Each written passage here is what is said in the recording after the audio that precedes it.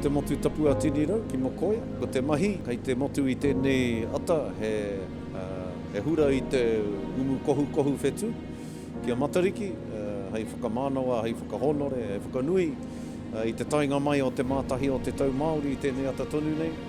Kei ko nei ngā uri o Tērā whānui, ngā tioho mairangi, me ngā hoa kato, ngā matamata huanga, ngā whanau, ngā iwi ke. Ko tai mai ki te tautoko i tēnei kaupapa i tēnei ata. The oldest star of the cluster is connected to our loved ones who have passed away in the year. E kaupapa tāhua, kaupapa whakahirehira, ka nui te mihi ki te hunga, nō rātou nei te whakaaro kia tū tēnei Umu Kohukohu Whetū i tēnei ata. Ko te tuatahi ki taku mōhio, ōkawa nei, te Umu Kohukohu Whetū ōkawa tuatahi mo te whānuitanga o Tērā. Nō reira, kaupapa nui.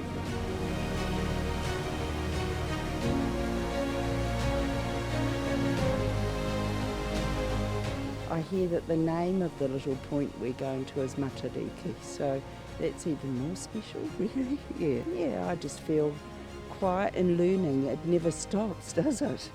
I've got to learn a little bit myself about pahutukawa. Just think of those that have passed and that we're going to mark today, and that's been special. Ki au nei, kei roto i ngā karakia te motu haketanga. Ka rongo koe i ngā karakia e hāngai pū ana ki te mātauranga o Tērā e pāna ki a Matariki me ngā whetū katoa o te kāhui o Matariki. Ka whakaro ake ki te karakia ki a Pōhutukawa, kei roto i tērā kōrero, kei roto i tērā karakia e tahi wahanga o te karakia i mahia e tūhoro matakaka ki a tama te kapua. E ihinga ki a tūhoro matakaka. Nā reira, ko ngā kupu a era tupuna ka whakaarahia ake i roto i te karakia ki a Pōhutukawa. Hei tuku i o tātou mate ki te pō.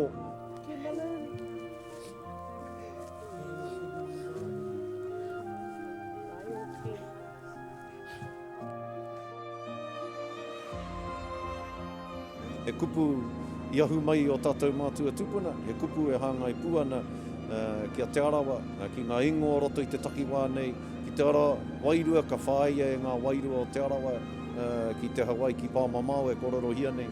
Kei roto katoa i ngā karakia, ka rongo i te motu haketanga o Tērā ki tēnei kaupapa. Ko te painga ki au, ko whakarauora tia anotia e nei āhuatanga ki roto o te takere o te aroa waka, ka mutu ki runga i tō tātou motu tapu a Mokoia.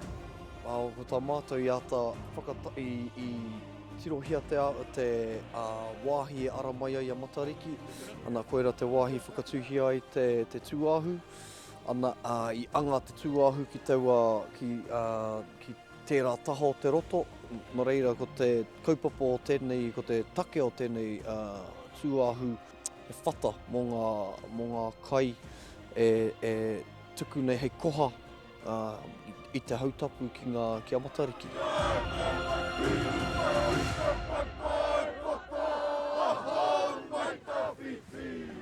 Ko te kaupapa nei, ko te Umu Kohukohu Whetū, koe nei te New Year, te Māori.